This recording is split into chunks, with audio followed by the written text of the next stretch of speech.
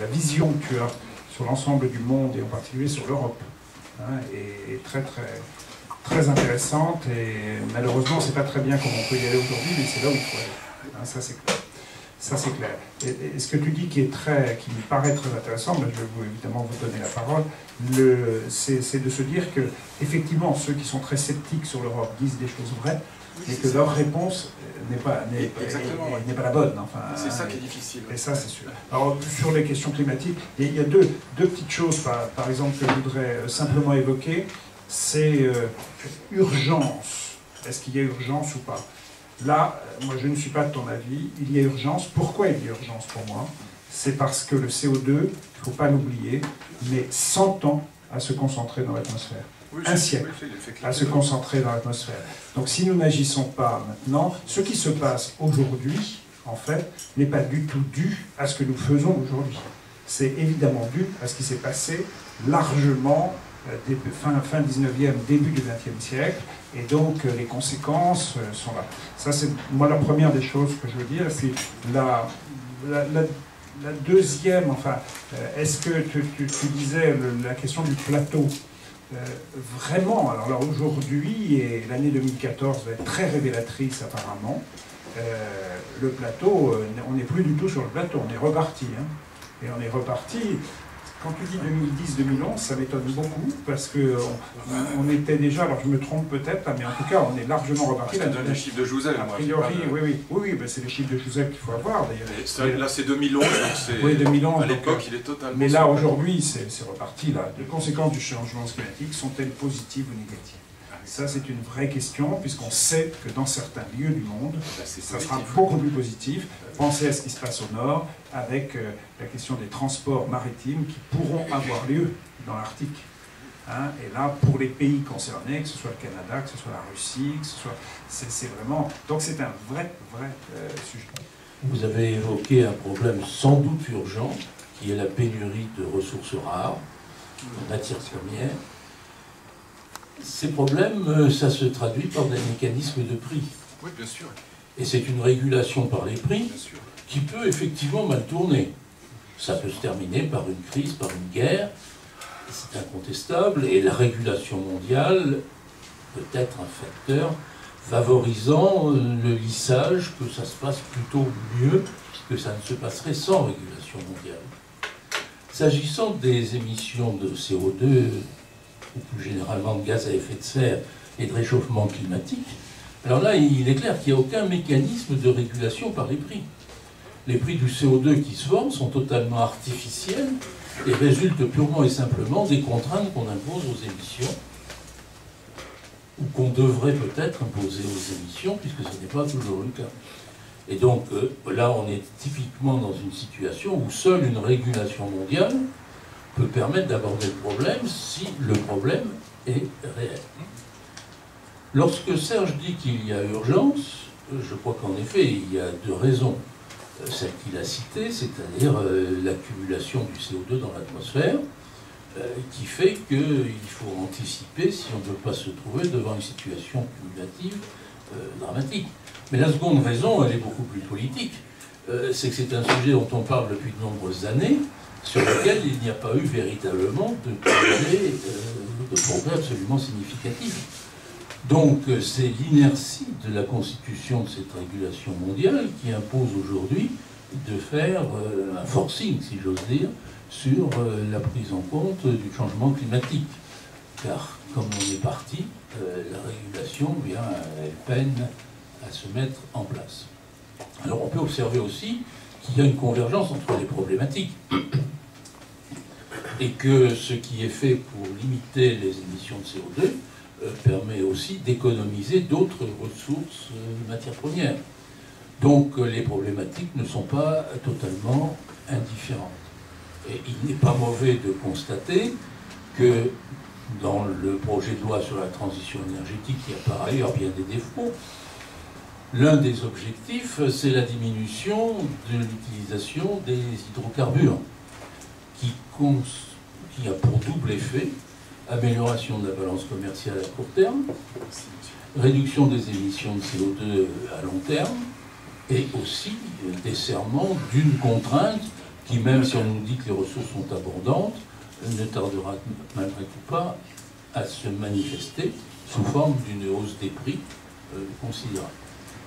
Voilà quelques remarques qui, à mon avis, militent, que l'on pense plus ou moins en termes de conséquences dramatiques, mais qui militent pour que sur la régulation mondiale, sur les émissions de CO2, il y ait urgence à faire quelque chose.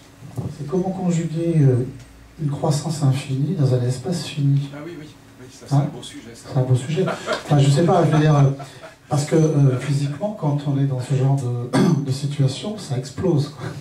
Est-ce que la mondialisation, en tant qu'idéologie de la consommation, ne provoque pas un abaissement de la pensée et de l'intelligence qui donne finalement la priorité à un discours, somme toute, c'est vrai, totalitaire, et sur le climat, nous en sommes là. N'a-t-on pas, avec tout ce qui nous est présenté au niveau écologique, environnemental, un frein à cette transmission du savoir?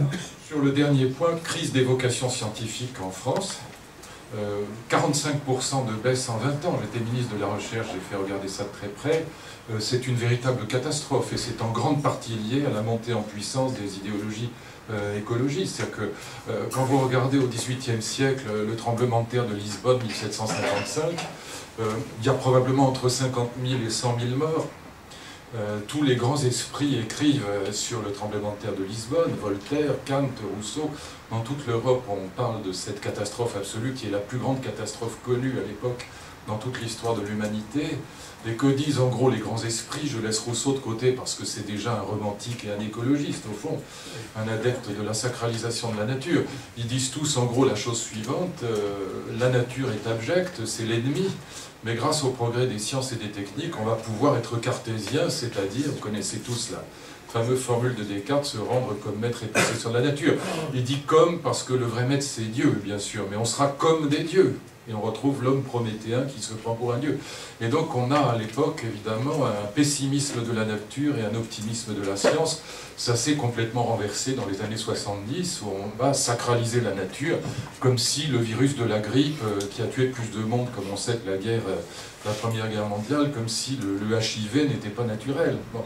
Et donc on va se mettre à adorer la nature et à détester la science. Pourquoi? Parce que la science, c'est la bombe atomique. C'est Oppenheimer. Simplement deux remarques. Il y aurait mille choses à dire, je ne peux pas répondre à tout. Un, sur la régulation par les prix, c'est ce qui se passe. En 2011, l'acier augmente de 75%, à cause justement du grignotage de la Chine. Et donc la régulation se fait par les prix pour l'instant. C'est pas une bonne régulation. Pour parler comme les mathématiciens, c'est pas un jeu à somme nulle le monde. On n'est pas obligé de le considérer comme tel. Le jeu à somme nulle, je rappelle pour ceux qui n'auraient pas la formule en tête, c'est la part de tarte. Plus vous prenez une grosse part de tarte, moins il en reste pour les autres. Non, on peut imaginer qu'on prenne une grosse part de tarte et qu'il en reste encore plus pour les autres, paradoxalement. Sauf que c'est pas pour la tarte que ça marche, mais ça marche dans un monde dans lequel l'innovation et le recyclage rendent cette problématique possible. Voilà.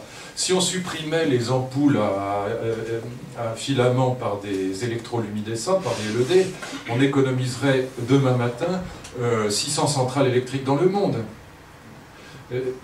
L'innovation sauvera le monde, évidemment. On sait fabriquer le plastique à partir du pétrole, on sait faire l'inverse aujourd'hui, on sait fabriquer du pétrole à partir du plastique, c'est plus intéressant. C'est pas forcément le marché de quotas lui-même qui est en question, qui est en cause, c'est la façon dont on l'a mis en place, évidemment. Et ça n'est pas forcément une question de signal de prix, parce que le marché de quotas n'a pas défini le prix au départ. Et si le prix a chuté, c'est évidemment parce que la quantité qui était prévue dans les quotas d'émission était trop importante, au bout du compte. Et l'industrie ayant chuté considérablement, du coup, on est sur cette conséquence où dans le marché de quotas, on a trop de quotas. Donc ça ne veut pas dire que, pour moi, ça ne remet pas forcément en cause le marché de quotas, mais l'Europe essaye beaucoup d'avancer là-dessus. S'il n'y arrive pas, c'est tout simplement parce qu'il y a quelques pays qui ne souhaitent pas, et en particulier, évidemment, la Pologne, ne souhaitent pas du tout que l'on avance sur cette question et qui, dans les mesures qui ont été envisagées pour justement limiter la quantité de quotas. Mais je pense vraiment que, je peux me permettre de dire ça parce que j'ai fait le premier rapport parlementaire sur la question des outils économiques et fiscaux pour lutter contre le changement climatique. Évidemment, il y avait la taxe carbone, il y avait la question du marché des quotas. Le climat est au fond la seule négociation permanente qui existe sur le sujet.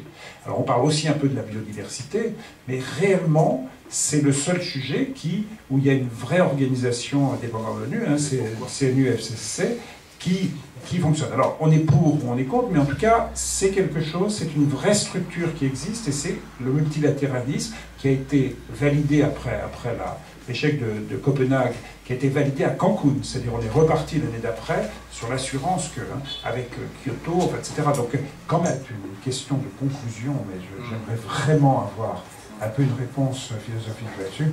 Quelle est aujourd'hui ta vision du monde, sur l'évolution du monde, vraiment, et quelle est ta vision, évidemment, parce que la grande question du peuple français aujourd'hui, quelle est ta vision de l'avenir de la France? Parce que moi qui ai été optimiste toute ma vie, je commence vraiment à me poser des questions.